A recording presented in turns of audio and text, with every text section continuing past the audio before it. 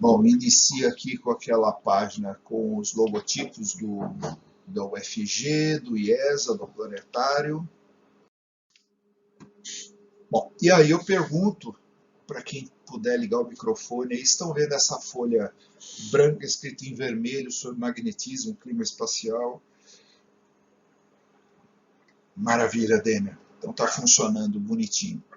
Bom, então, mais um assunto de física da atmosfera, sempre com assuntos da física aplicada à atmosfera. Então, chegamos no assunto onde entra o magnetismo. Lembrando que há a área do eletromagnetismo, que é uma área só. Mas aqui nós separamos fenômenos elétricos e separamos fenômenos magnéticos. Poderia ter juntado, numa pressa de querer sintetizar mais os assuntos, eu poderia ter colocado numa coisa só. No entanto, como no estudo da física se estuda assuntos de eletricidade e depois se estudam assuntos de magnetismo, eu achei por bem também separar, para dar uma ênfase ao fato de que esse é um curso que envolve a física aplicada à atmosfera. Então, o assunto que eu havia organizado desde o início, então é o magnetismo associado ao clima espacial. Quem dita o clima espacial é o Sol.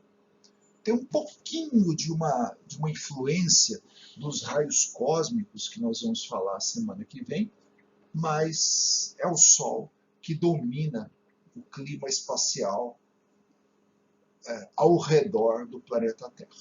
E mais uma vez, aqui falaremos dos eletrometeoros e dos fotometeoros, fenômenos com esse nome, classificados com esse nome, que foram abordados anteriormente, porém, vamos falar hoje só de auroras. Então, auroras, elas podem ser e são classificadas como eletrometeoros, são classificados como fotometeoros, de maneira que eu poderia ter apresentado a vocês o assunto das auroras polares, tanto quando tratamos da óptica atmosférica, falando dos fotometeoros, como poderia ter tratado do assunto da eletricidade atmosférica, os eletrometeoros, porém, como são fenômenos das auroras causados pelo magnetismo e pelo clima espacial, então eu preferi abrir esse espaço específico para abordar as auroras, que são classificadas tanto como fotometeoros como eletrometeoros. Depende o olhar do meteorologista, do especialista em atmosfera, para tratar as auroras como um fenômeno elétrico ou como um fenômeno óptico, ou ainda como um fenômeno causado pelo magnetismo. Então, é um fenômeno atmosférico que envolve essas três áreas da física: a óptica, a eletricidade e o magnetismo.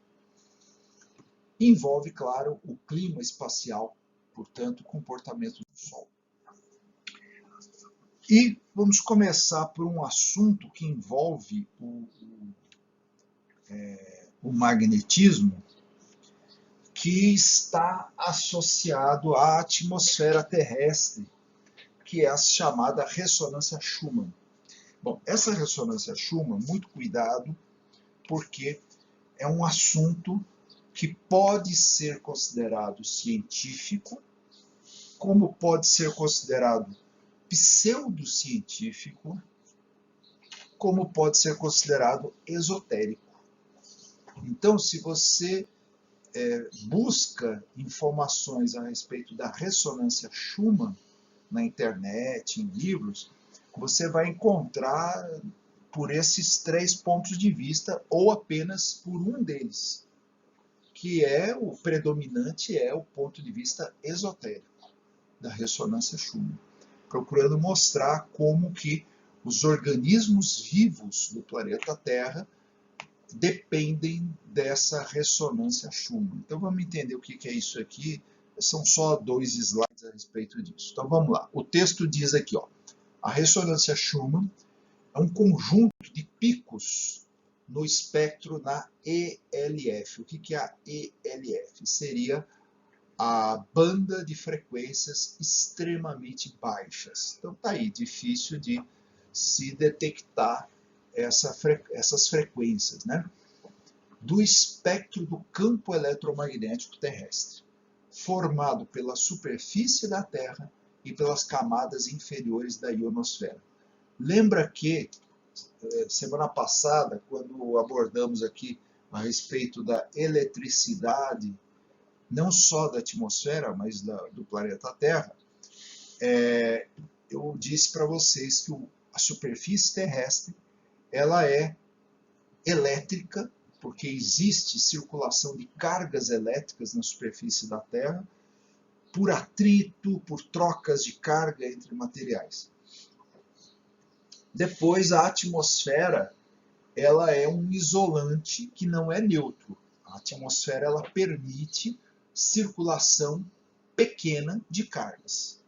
E acima de 50 quilômetros, tem a base da ionosfera, tem a camada de ozônio e depois a base da ionosfera, onde existe circulação de eletricidade daí para cima.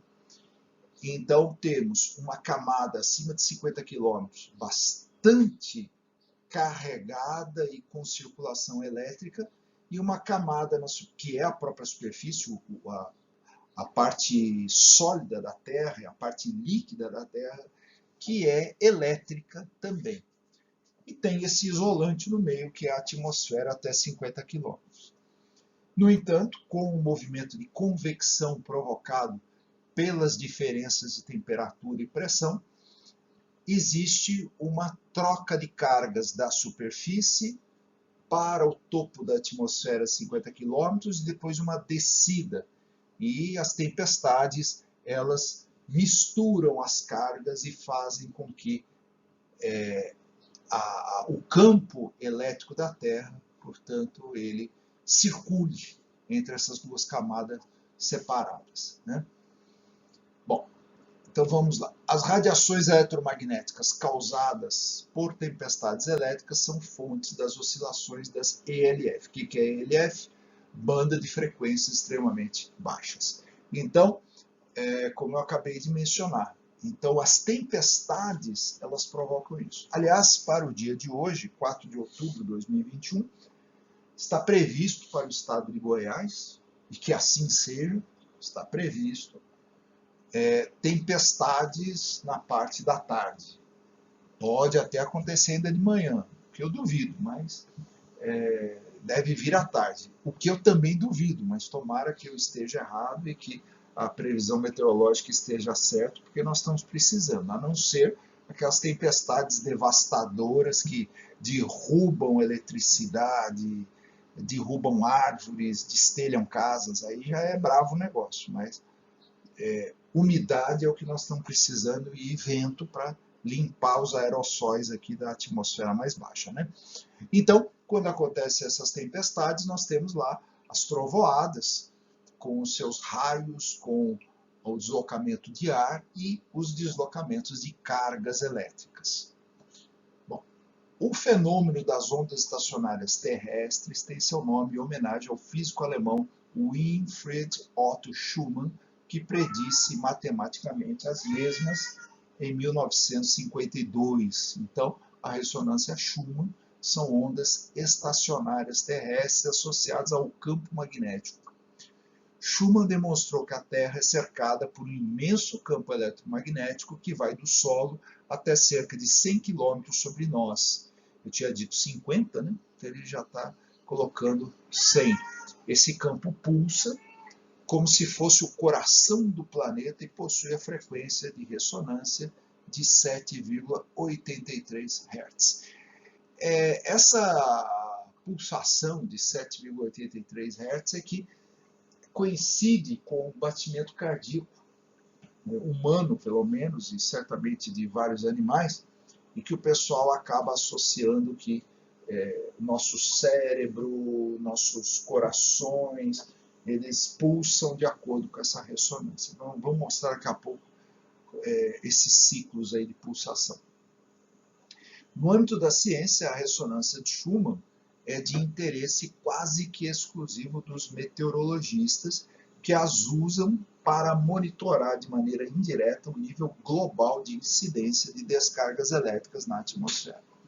Então, as tempestades na atmosfera, portanto, estão associadas aí, a essa oscilação do campo magnético da Terra, especificamente entre a superfície e a atmosfera, com a ionosfera contribuindo muito para fechar onde é que acontece essa ressonância Schumann. Bom, e aí vem o slide que interessa, né, que mostra aqui fora de escala o globo terrestre e a ionosfera em amarelo, formando, portanto, uma camada onde as ressonâncias atmosféricas ficam presas. Então tem aqui uma oscilação de 7,83 Hz, tem uma outra oscilação de 14,1 e uma outra oscilação de 20,3 Hz. Então são oscilações que são mensuráveis pelos meteorologistas, pelos físicos da atmosfera em geral, e estão aí oscilando entre a superfície da Terra e a ionosfera, ou seja, exatamente onde há o isolante atmosférico. E aqui são 3 modelinhos mostrando como é que é a amplitude do campo magnético em 3 modos, né? O modo 1, o modo 2 e o modo 3, que o modo 1 ele é dipolo, então ele parte dos polos magnéticos norte e sul, formando 2 arcos. O N2, ele tem aqui 1, 2, 3, do outro lado 4 polos. Então ele é multipolar, então tem 4 polos, formando entre os polos magnéticos e o equador magnético uma alça do hemisfério sul, outra alça do hemisfério norte, e essas alças elas formam aqui como se fosse, o nome correto seria toroide, né? É um toroide, né? Ele forma aqui um anel, né, aqui em volta, né? Então vamos chamar de tripolar, porque o equador como um todo forma um único polo, né? Bom, e no N3, que é outra oscilação, tem agora mantido o polo magnético sul, o polo magnético norte, e agora tem o que seria o equivalente aí aos trópicos magnéticos, também formando aqui toroides. Então tem um toroide aqui temperado sul ou polar sul, um temperado norte ou polar norte e um outro equatorial, né? Então tem agora 4 polos, né? 4 polos. Então forma um arco entre o polo sul e um trópico, entre 2 trópicos e depois entre um trópico e o polo norte, né? Então seriam esses 3 modos de oscilações. Então esses 3 modos eles estão associados a essas amplitudes de 20,3 Hz, 14,1 Hz e 7,83 Hz. Bom, muito se fala dessa ressonância Schumann, que ela varia ao longo dos anos, ao longo de décadas, e porém eu não encontrei nada confiável a esse respeito. Muito pelo contrário, encontrei coisas um tanto conservadoras a respeito desses modos, né? Apesar que na literatura não muito confiável diz que a ressonância Schumann tem aumentado muito e isso tem feito, inclusive, os seres humanos a viverem estressados, com uma sensação de que o dia é mais curto. Olha, um monte de bobagens, entre aspas. Eu digo bobagem entre aspas porque eu não consigo nem debater a respeito desses temas para mostrar onde estão as bobagens, né? Eu suponho que são bobagens esotéricas e pseudocientíficas, no máximo pseudocientíficas, que a gente encontra por aí, mas eu fiz um bom levantamento e o YouTube está recheado de coisas a respeito de ressonância Schumann, abordando influência na frequência de pensamento, na frequência de batimento cardíaco, no ritmo de vida cotidiano, e dizendo do desequilíbrio ecológico do planeta, etc, etc. Mas, em verdade, quando a gente procura assuntos sérios de ciência, o máximo que a gente encontra é isso aqui, falando dessas três oscilações, esses três modos de oscilação. O 7,83 ele continua por aí, então parece que não houve isso que os esotéricos colocam de um aumento na frequência, né? E o que tem de sério a respeito disso como a ionosfera é ela que blinda a saída dessa ressonância, ou ela que provoca a reflexão desse campo magnético entre a superfície e ela, a ionosfera, causando, portanto, esses três modos de oscilação.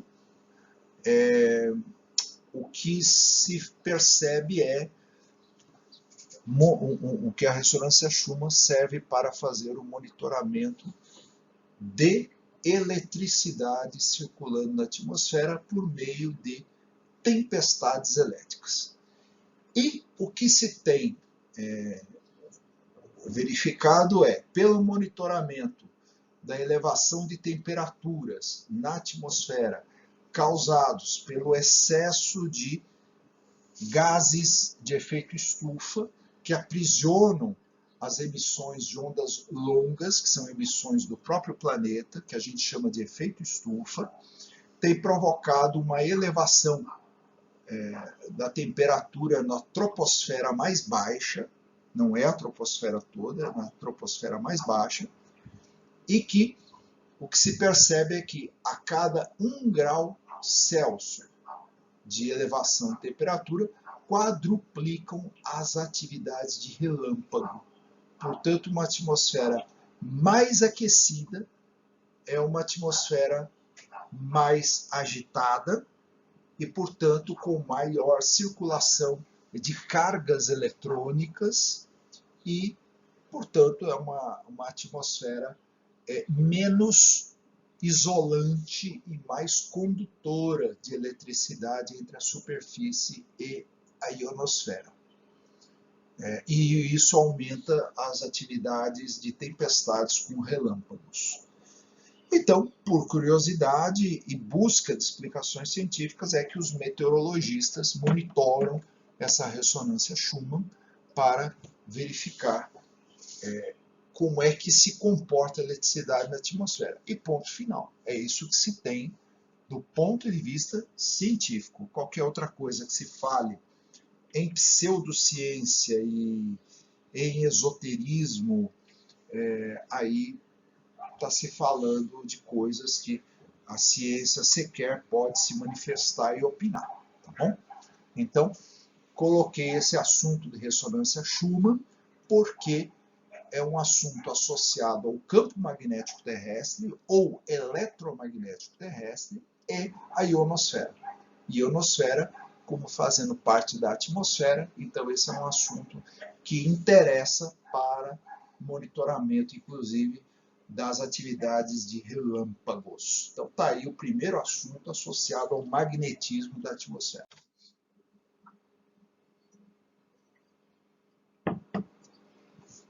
E agora o assunto que é um assunto nobre dentro da física da atmosfera, as auroras polares. E aí vamos já esclarecendo, né, que eu vou chamar de auroras polares, porque polar já nos refere aos dois polos. No entanto, é incrível como que as pessoas, na sua maioria, se vocês fizerem um levantamento, vão constatar isso com toda certeza, é uma boa hipótese inicial de trabalho, que as pessoas só conhecem as auroras boreais. Uma minoria já ouviu falar de auroras austrais. E aí é sempre o destaque que se dá ao hemisfério norte, né? Auroras boreais. E incrível que eu visitei em Buenos Aires, na Argentina, uma base do Exército, onde há um museu polar argentino. E lá fui atendido por um sargento, e eu e minha esposa eram os únicos turistas ali no momento, né? Então, por 2 horas, ele teve chance de dar atenção integral a nós, uma vez que ele estava de plantão e não tinha nada para fazer, segundo ele mesmo disse, né? Não tinha nada para fazer, não tem nenhuma guerra acontecendo contra a Argentina, né? Então, ele estava lá, disponível para atender no museu. Então, entramos lá no batalhão do Exército e fomos visitar o Museu Polar, o Museu Antártico Argentino, né? Curiosíssimo, maravilhoso. Esse soldado esteve na Antártida 2 vezes, por 2 vezes, e conforme começamos a conversar sobre auroras, ele falava em auroras austrais. E só falava em auroras austrais, né? E aí foi quando eu disse a ele que as auroras podem ser chamadas também de auroras polares, né? E ele estranhou, porque ele nem se dava conta de que havia auroras boreais, né? E então é exatamente o efeito contrário, né? Quer dizer, um pessoal mais ao sul do planeta que só se dá conta da existência das auroras austrais, enquanto que tem um pessoal no hemisfério norte que só se dá conta da existência das auroras boreais, por sinal, as boreais as mais famosas. Mas então elas são chamadas de auroras polares, elas acontecem nos 2 hemisférios, então boreais no hemisfério norte e austrais no hemisfério sul. E que elas são então classificadas tanto como fotometeoros como eletrometeoros. Bom, elas estão associadas ao campo magnético terrestre.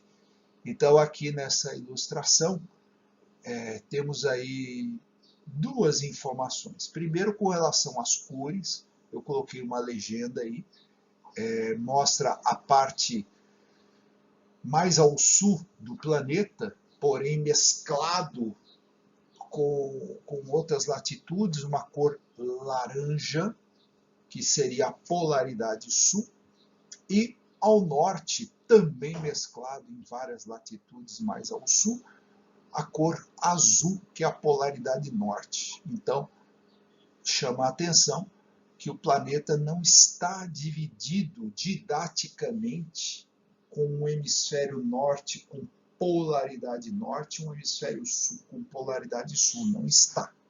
As polaridades, elas estão misturadas, a não ser em algumas linhas de campo um pouquinho afastadas da superfície, que a gente vê metade laranja e metade azul.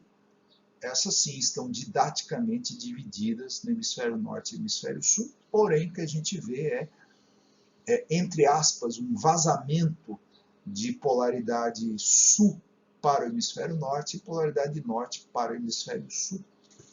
E a segunda informação é quanto à espessura desses arcos ou linhas que estão aí demonstrados, que há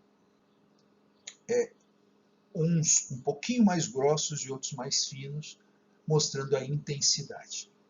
Bom, o que nos importa numa ilustração dessa é recordar a ideia de que o campo magnético terrestre ele é originado, ele é formado dentro do planeta Terra, e por ser um campo, ele atravessa camadas de rocha, camadas de água e camadas de gases da atmosfera.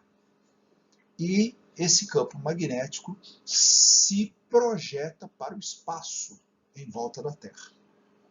Se a gente comparar com o raio terrestre, pode se prolongar até a direção do Sol em 10 raios terrestres, apesar que há episódios que diminuem para 6 raios terrestres, que são episódios de chamada tempestades geomagnéticas, e no lado oposto ao Sol pode-se projetar 3, 4 vezes mais do que isso, 30, 40 raios terrestres na direção oposta ao Sol. Bom, a origem desse campo magnético. Bom, primeiro, se deveu ao processo de derretimento integral do planeta Terra durante a formação. Isso aconteceu entre 4,5 e 4,4 bilhões de anos atrás, muito mais próximo de 4,5, talvez 4,48, 4,47 bilhões de anos atrás, um derretimento integral do planeta Terra. E isso aconteceu quando a Lua foi originada a partir do choque que o planeta Terra sofreu com o astro chamado Theia, um astro com as dimensões do planeta Marte. O pessoal de ciências ambientais está lembrando disso, porque eu abordei sobre isso no curso de Origem e Formação da Terra. Então, lá por volta de 4,4 alguma coisa, aconteceu esse impacto, a Terra derreteu como um todo. Em poucas horas, a Terra originou uma esfera como ela era antes do impacto, porém agora uma esfera misturada com um pouco mais de enxofre e outros metais no núcleo terrestre, onde predomina o ferro e o níquel, e com esse derretimento, os materiais metálicos espalhados pelo planeta, na sua absurda maioria, foram para o centro da Terra, formando o núcleo da Terra. Mais tarde, devido a diferenças de pressão e rotação interna da Terra, o núcleo se separou entre núcleo interno e núcleo externo. O núcleo interno é um núcleo sólido e o núcleo externo é um núcleo líquido. E esse núcleo líquido, que é o externo, em rotação, sofrendo atrito com o núcleo interno e com o manto inferior, a camada mais profunda do manto terrestre, passou a originar eletricidade. E onde tem eletricidade, tem magnetismo. Então, essa é a origem primária do campo eletromagnético da Terra. A Terra ela é considerada em física uma esfera imantada, que recebe o nome técnico bonito de um dipolo eletromagnético esférico. Dipolo porque tem um polo magnético norte, um polo magnético sul, e cujo centro não coincide com o centro da esfera. Portanto, a origem do campo magnético terrestre não está no núcleo sólido, está distribuído no núcleo externo terrestre, que é, por sinal, muito grande. E, por ser um campo, a intensidade desse campo diminui com o aumento da distância ao núcleo externo. Então, o campo magnético ele é mais intenso no manto, diminui na crosta, diminui absurdamente na atmosfera e diminui cada vez mais no espaço sideral em volta da Terra. Mas é um campo magnético fraco que aí está. Pelo menos ele aí está. Ele ajuda a nos proteger de radiações mortíferas que vêm do Sol, com partículas aceleradas pelo Sol, de alta energia, tanto carga positiva como carga negativa, que poderia causar mutações genéticas diárias nos seres vivos do planeta. Então, mesmo fraco, o campo magnético terrestre nos protege. E também nos protege dos raios cósmicos, que eu vou abordar na semana que vem, da interação dos raios cósmicos com a atmosfera terrestre. E uma última curiosidade é que, por convenção, a polaridade sul é chamada de sul porque está no hemisfério sul, e a polaridade norte é chamada de norte porque está no norte. Parece um tanto óbvio, mas não é, porque em realidade a polaridade sul ela é polaridade norte, e a polaridade norte é polaridade sul, porque nesse momento, desde os últimos 800 mil anos, pelo menos, aproximadamente, o campo magnético terrestre está invertido. E isso se tem notícia ao longo das últimas centenas de milhares de anos e de alguns milhões de anos que se consegue monitorar isso com relação à polaridade. No entanto, é possível também se monitorar ao longo de centenas de milhões de anos as direções magnéticas. Há um tanto de dificuldade para falar a respeito das polaridades, mas as direções, como elas mudaram ao longo de centenas de milhões de anos, as rochas têm isso registrado. Isso é um campo chamado de geopaleomagnetismo. Então, nesse momento, nós vivemos uma situação de um planeta com polaridade invertida, e nós pouco sabemos como é que se comporta esse dipolo magnético e com suas inversões ao longo aí do tempo.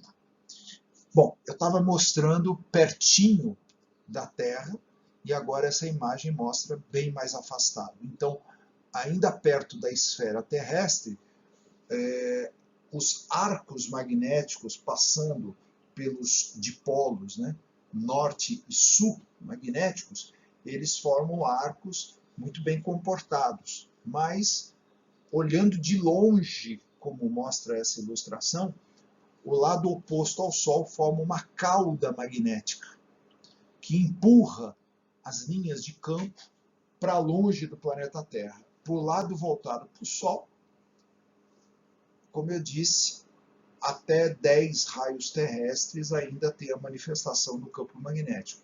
Dali, ao contrário, oposto ao Sol, se alonga para 3, 4 vezes mais. Então, o campo magnético terrestre ele interage diretamente com o campo magnético solar, que se manifesta de uma forma bastante complexa na superfície do Sol e age com expulsão de gases, de partículas de prótons, de íons, de elétrons, o chamado vento solar. E o vento solar, então, ele é emitido do Sol, se choca com o campo magnético terrestre e empurra as linhas de campo para longe. E aí vem uma informação interessante. Graças à existência do campo magnético terrestre, que o planeta Terra tem atmosfera, ainda com as características que possui. Por que eu digo ainda? Porque um exemplo é o planeta Marte, um planeta que teve campo magnético no passado, hoje é fraquíssimo, ele é um campo magnético residual, devido a algumas concentrações de rochas metálicas no manto e na superfície, e que ainda estão imantados, essas rochas estão imantadas em Marte, e com isso se perdeu o campo magnético de Marte, originado pela perda do movimento do núcleo externo do planeta Marte. Ele deve ter ficado um pouco mais solidificado, não tão líquido quanto antes, e portanto mais pastoso, e dificultado a circulação dos metais, e com isso reduziu absurdamente o campo magnético, de forma que ele está limitado à parte sólida interna do planeta Marte e não mais na superfície, na atmosfera.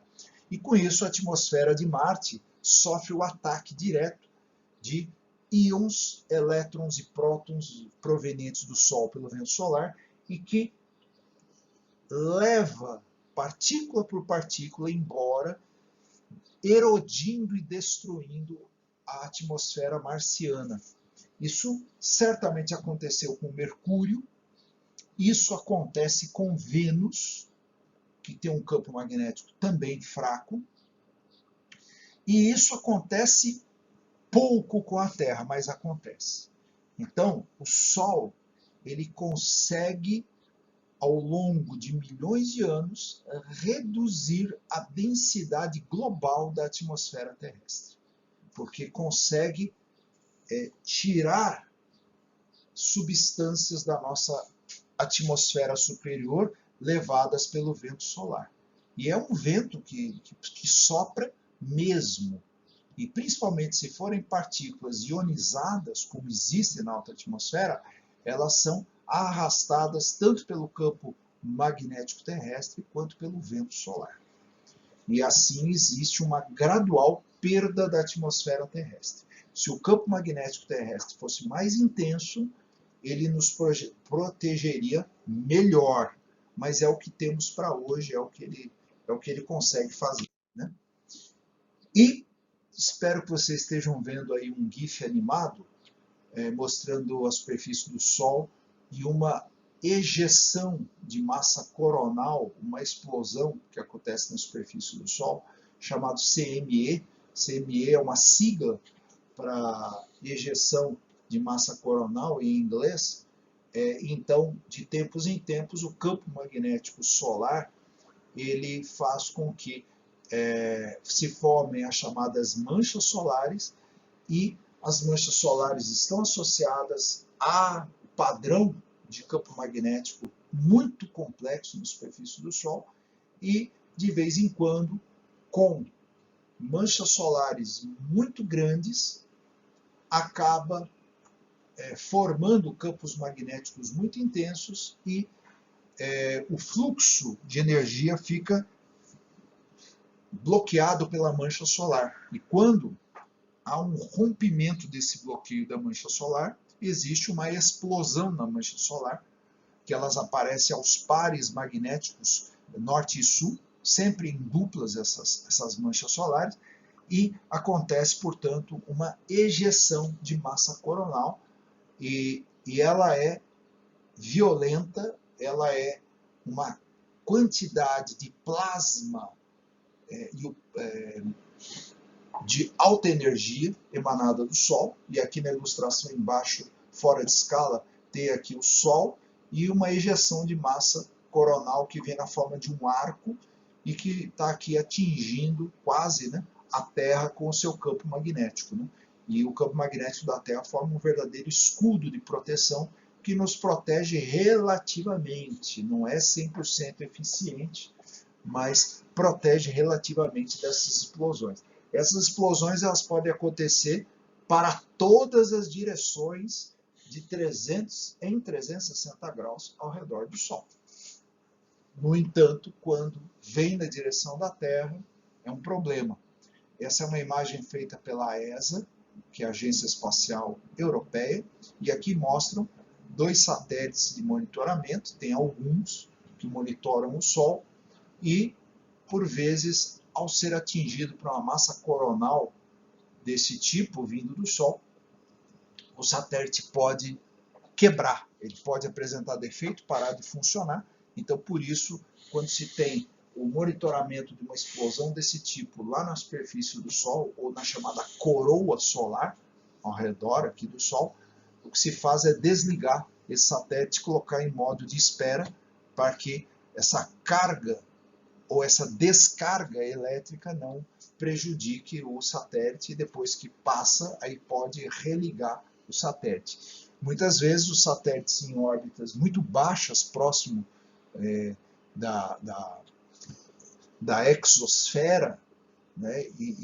então da camada mais alta aí da atmosfera, eles podem cair em atrito com os gases da exosfera e da termosfera e acabam então sendo destruídos na atmosfera terrestre pelo atrito, né? Bom, então aqui o que interessa mostrar? Interessa que o comportamento do Sol interage diretamente com o campo magnético terrestre.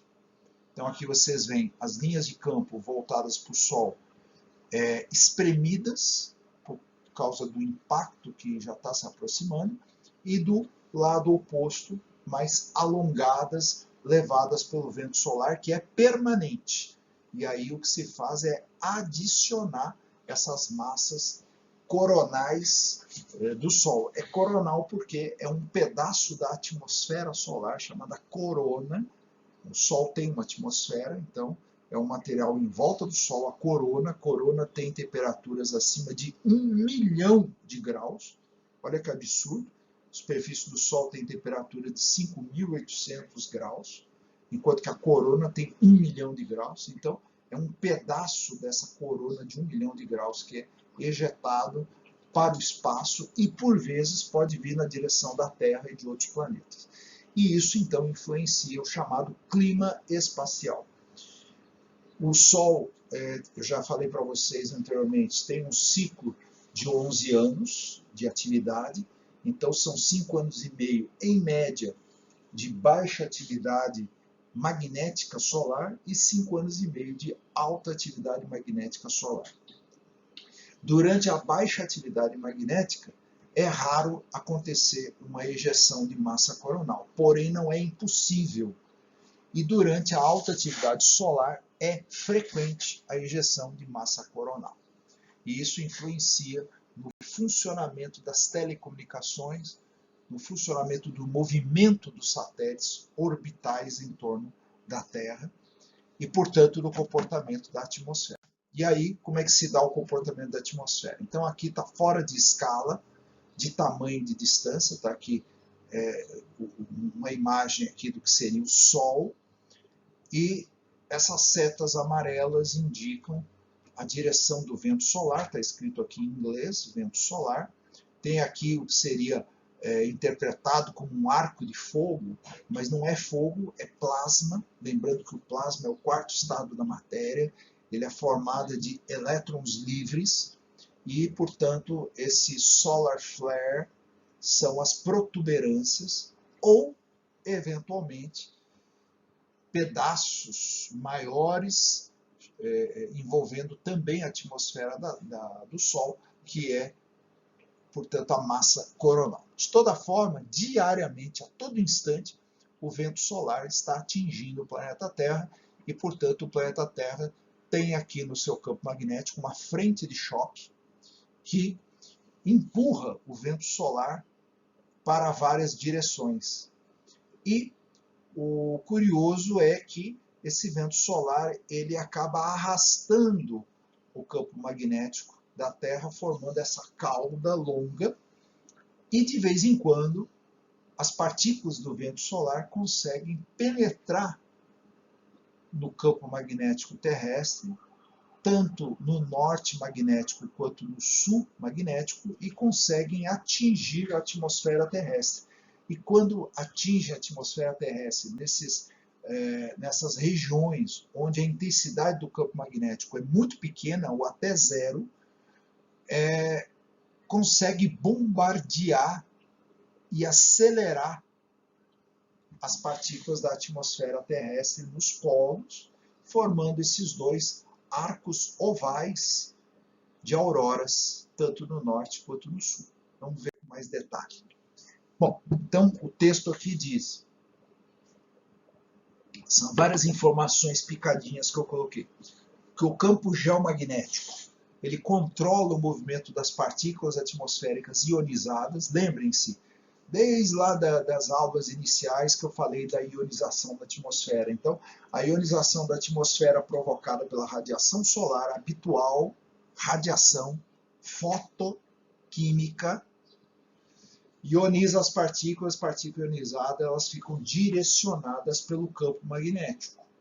E nós demos destaque ao oxigênio. E o oxigênio molecular, não atômico, molecular pode ser O2, pode ser o O3, que é o ozônio, ele é paramagnético.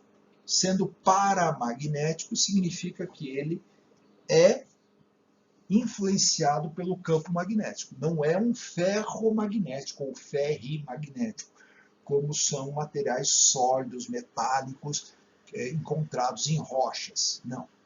Mas também não é diamagnético, que não é nada influenciado. É paramagnético, que existe alguma influência magnética. Então, o oxigênio molecular ele segue linhas de campo magnético na atmosfera terrestre.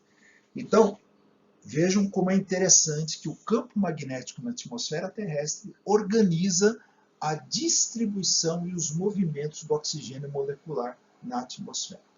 Bom, eu estava dizendo da exosfera. A exosfera é a última camada da atmosfera e que a gente não consegue determinar o fim da atmosfera, porque fala-se de atmosfera acima de 500 quilômetros, acima de 1.000 quilômetros, até 10.000 quilômetros, mas acima de 500 quilômetros já pode chamar tudo de exosfera, né? Mas a partir de 1.000 quilômetros a exosfera se soma à magnetosfera.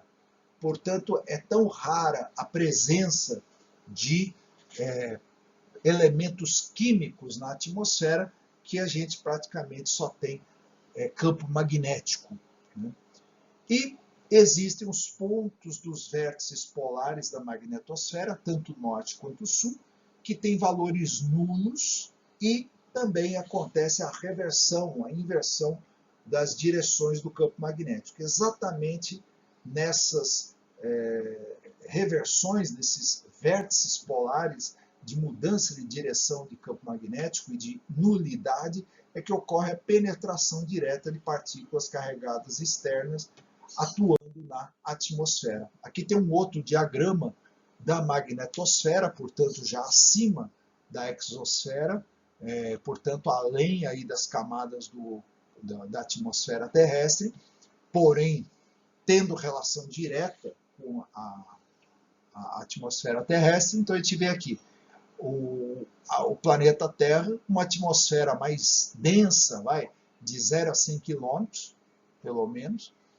Aqui no espaço, bem pertinho, nós temos o cinturão de Van Allen, os dois. Temos aqui a magnetocauda, sendo aqui empurrada pelo Sol. Aqui o vento solar batendo nessas ondas de choque, e quando bate elas são desviadas ou defletidas. Então está aqui partículas de vento solar defletidas. E tem as partículas de vento solar capturadas, tanto no norte quanto no sul, né? Onde é chamado de cúspide polar. A cúspide são essas áreas onde o campo magnético ele tem valor zero e também tem aqui uma mudança da direção, porque acaba descendo em direção à superfície e carregando as partículas de vento solar, que são aceleradas mais ainda nesse campo magnético e bombardeiam a atmosfera. Bom, e aqui eu coloquei um GIF animado, está tudo escrito em inglês, mas vamos ver aqui se dá para entender, né? Então a pergunta é, como as auroras são formadas? Então está mostrando aqui um céu noturno desenhado, né, com aqui como se fossem uns gases coloridos, né? Então está dizendo aqui, ó, o Sol emite partículas carregadas para o espaço durante a formação de uma protuberância, ou pode ser até uma massa coronal que é ejetada, que é muito pior, né?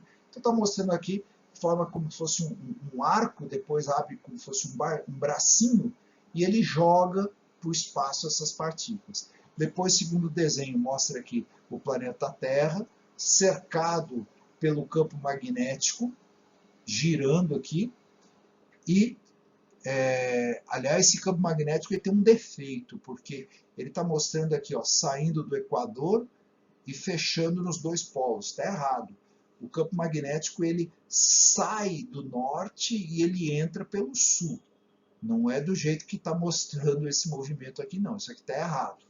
Bom, mas o que está correto é as partículas caem para o norte ou caem para o sul e elas bombardeiam os polos magnéticos e, em consequência, os polos geográficos, porque os polos magnéticos estão muito pertinho dos polos geográficos. Existe um desvio de apenas 11 graus entre o eixo magnético e o eixo geográfico de rotação, né? Então está dizendo aqui que essas partículas solares, elas se dirigem para a Terra e elas percorrem o campo magnético e entram pelos polos, bombardeando então a atmosfera. A terceira imagem aqui mostra várias partículas aqui em forma de um losango azul e umas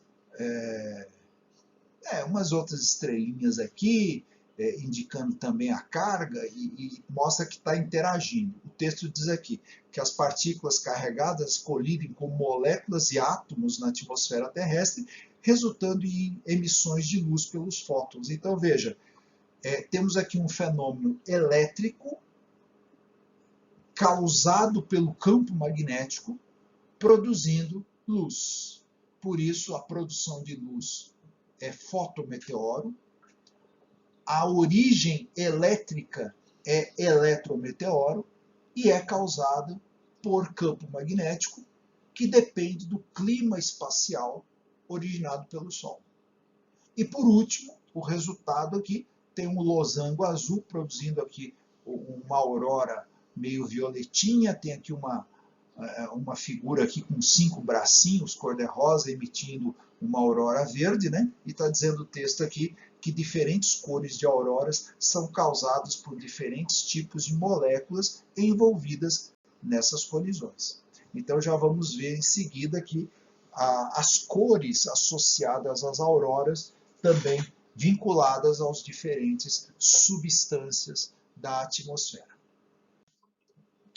Relembrando a divisão das camadas da atmosfera, então tem aqui aquele gráfico que mostra a superfície terrestre, tem na direita um gráfico de altitude 0, 12, 50, 80, 500, são medidas de marcos de altitude para as camadas da atmosfera, e do outro lado, na vertical, está se mostrando a pressão em milibares, que começa aqui perto de 1000, na verdade 1300 e um pouquinho, cai logo para 100, depois para 1, 10 a menos 2, e vai caindo muito essa pressão devido à diminuição da densidade dos gases da atmosfera. E ao lado tem as temperaturas, então parte de uma temperatura positiva de 20 graus, chega a menos 60 graus a 12 km de altitude, depois cai para menos 0,5 a 50 graus, depois aqui a menos 95 e depois sobe na termosfera a 500 km para 1000 graus, né? Então temos lá a troposfera, tem aqui um cúmulo nimbus mostrando aqui o desenvolvimento vertical dessa nuvem convectiva até a tropopausa, com a temperatura caindo, ficando estável na tropopausa, depois aumenta a temperatura na camada de ozônio, aqui perto de 50 km, entrou a estratosfera, temperatura aumenta bastante, e aqui na estratosfera acontece, entre a estratosfera e a mesosfera, acontecem os meteoros, que no caso são litometeoros, provocados por entrada de material meteoroidal do espaço. Tem a mesopausa a 80 km, e na mesosfera e na termosfera tem a ocorrência das auroras, é isso que nos interessa. E vai lá até 500 km de altitude, essas auroras acontecendo entre a mesosfera e a termosfera. Lembrando que a ionosfera começa aqui também perto de 80 km, nesse limite do finalzinho da mesosfera e a termosfera. A ionosfera se divide entre as duas camadas. e é, portanto, na ionosfera que acontecem as auroras, né? E na termosfera, acima de 500 km, estão lá os satélites, e vem a exosfera aí acima de 500 quilômetros, lembrando que depois de 1000 a gente pode chamar de magnetosfera, onde a exosfera se confunde. Mas, enfim, o destaque dessa ilustração é aurora, entre 80 km de altitude e 500 km de altitude, uma temperatura que inicia com 95 negativo e chega a 1000 positivo. Então a aurora também pega essa variação de altitude, variação de temperatura que vai aumentando com a altitude e uma diminuição de pressão que vai acontecendo também com a altitude. Então está aí destacado nesse arco em vermelho as auroras.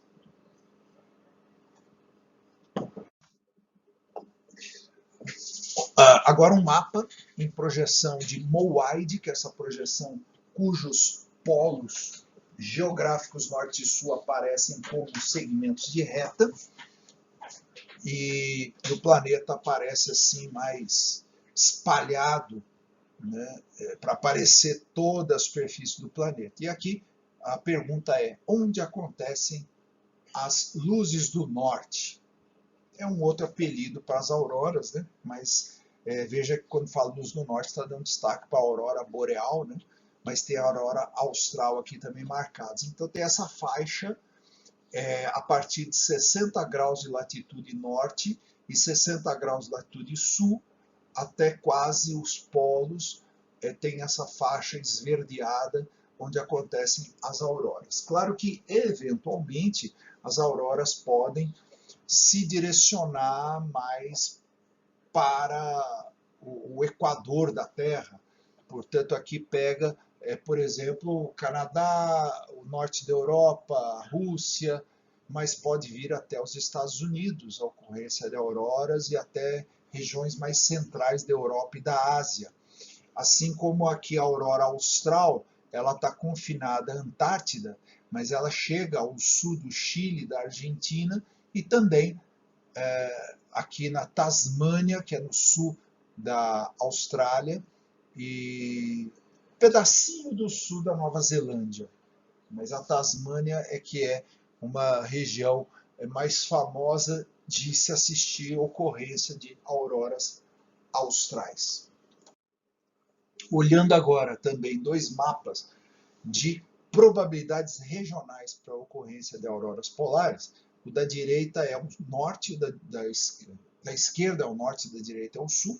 Então, na direita mostra uma projeção polar, o polo norte geográfico está ao centro e forma um arco oval em direção à América do Norte.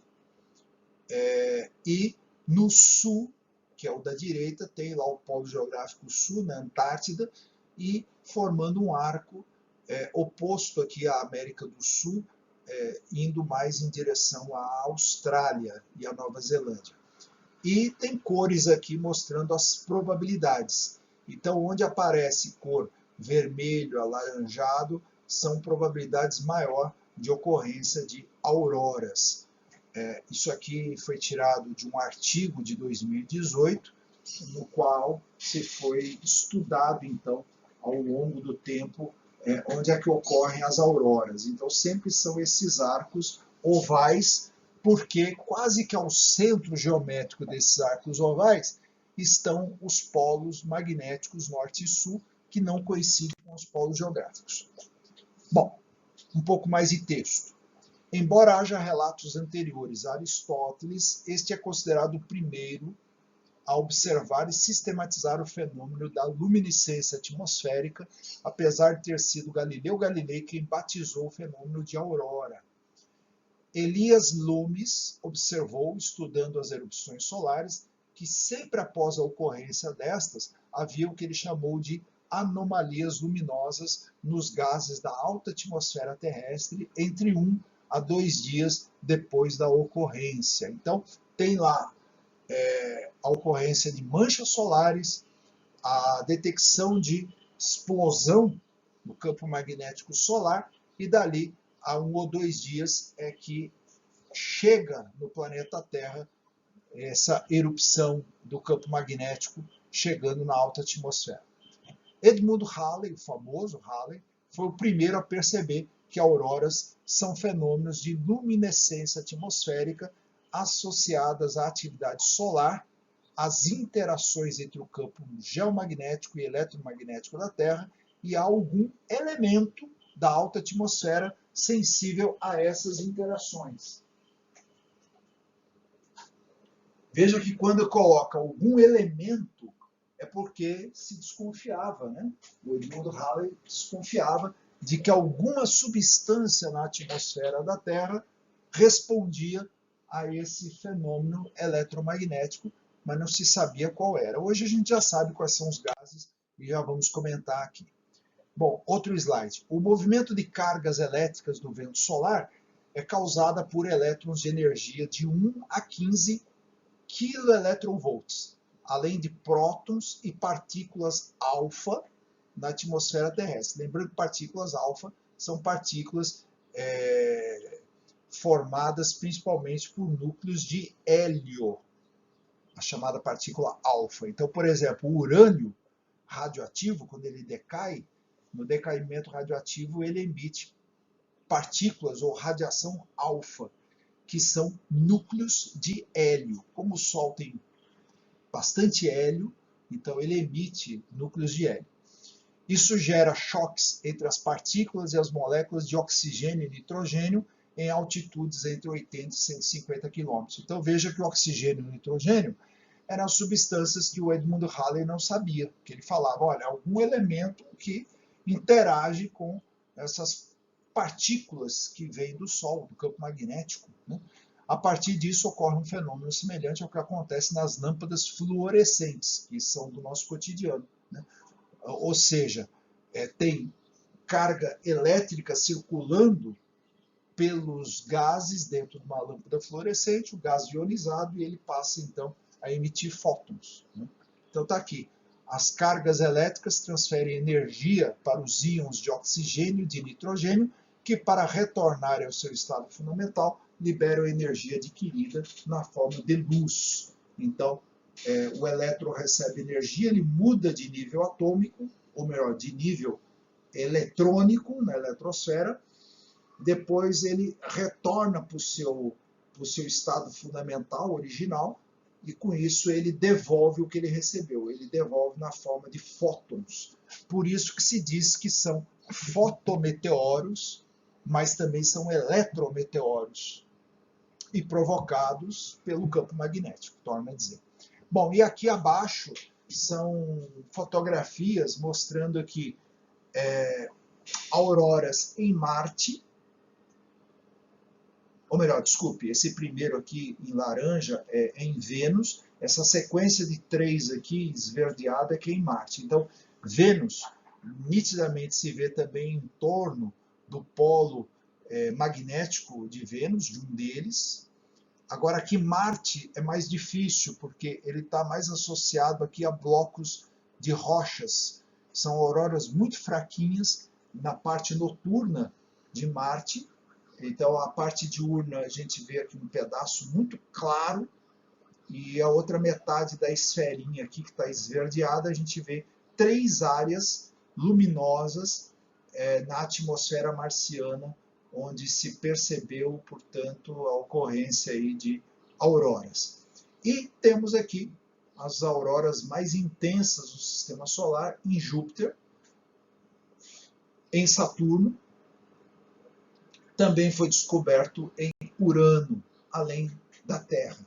E também é sabido que existem auroras que acontecem em satélites de Júpiter, mas causados pelo campo magnético de Júpiter interagindo com a atmosfera desses outros satélites. Não é diretamente o campo magnético dos satélites, mas sim de Júpiter interagindo com os satélites.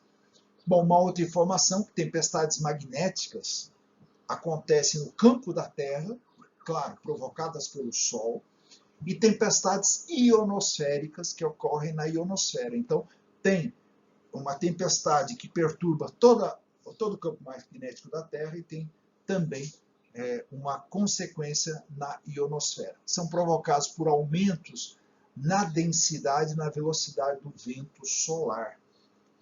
Então, isso tem a ver com o clima espacial. E agora vamos para as cores. Então, tenho aqui uma foto mostrando auroras esverdeadas, levemente amareladas, e o texto diz: de modo geral, o efeito luminoso é dominado pela emissão de átomos de oxigênio, aqui na banda de 5.577 angstrom, em altas camadas atmosféricas, em torno de 200 km de altitude, que produz a tonalidade verde. Então, a tonalidade verde é associada à reemissão na faixa de 5.577 angstrom. Então, essa é a verde. Agora tem a vermelha. Quando aqui a fotografia, né, a imagem mostra aqui o céu todo avermelhado, dessas auroras, formando aqui verdadeiras cortinas, até meio cor-de-rosa.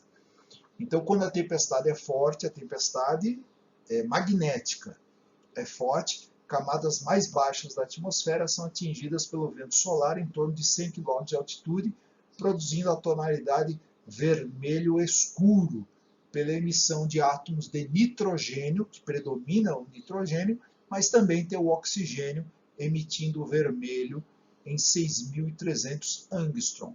Então, o oxigênio pode emitir tanto o verde quanto o vermelho. E tem o azul. Então, aqui é uma imagem mostrando tons de azul, tons de violeta, mostrando mais clarinhos, tem até um pouquinho de amarelo aparecendo aí, né?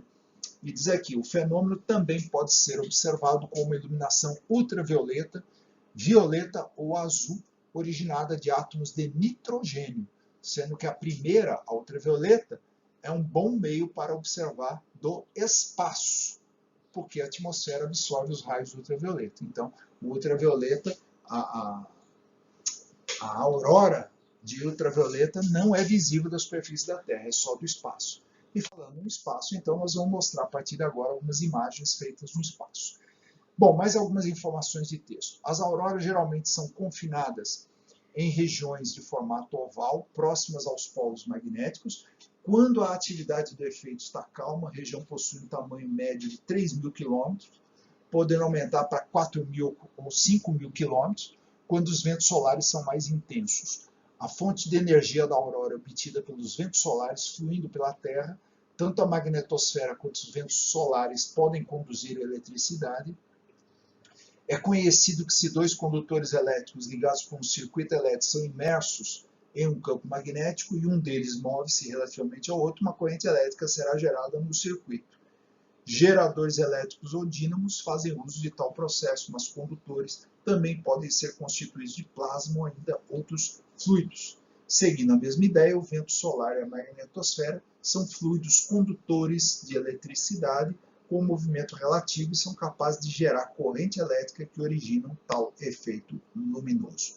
Por isso que as auroras são parecidíssimas, então, com o efeito das lâmpadas fluorescentes.